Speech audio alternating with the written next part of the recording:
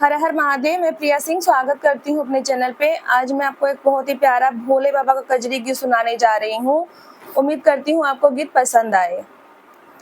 बाबा के बगिया में शिव के मंदिरवा होना, रामा गौरा पूजन कर झाली होना, रामा गौरा पूजन कर झाली होना।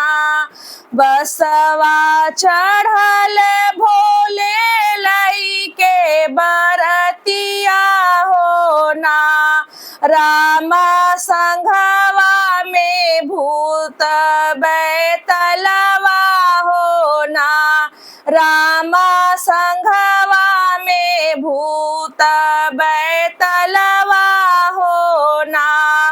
देखी डर लागे गाले कहरवा होना, रामा रही रही मारे फुफकरवा होना, रामा रही रही मारे फुफकरवा होना।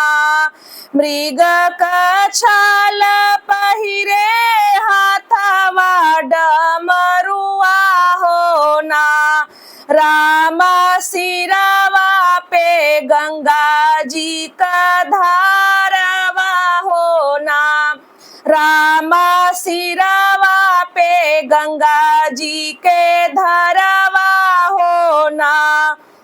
हिलत डोलत सब ही बरतिया होना, रामा भंगिया धतूर भोला पिए होना, रामा भंगिया धतूरवा पिए भोला होना।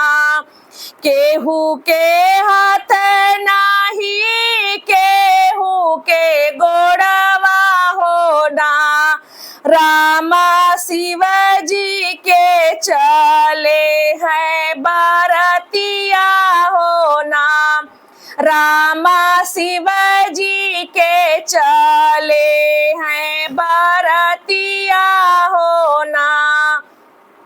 नाही है मोटर नाही हो बजरिया होना, रामा नंदी पे होई के भोले चले अपनी बरतिया होना, भोला नंदी पे चढ़े के चले बरतिया होना।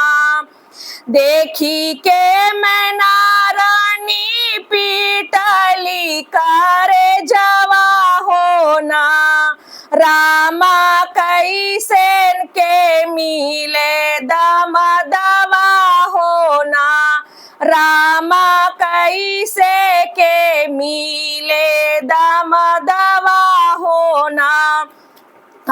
जब मिला बाबा तो हरी बरतिया होना, आज लीला बाटे भोला तो हरी होना, शिव तो हरे महिमा बड़ी निराली होना।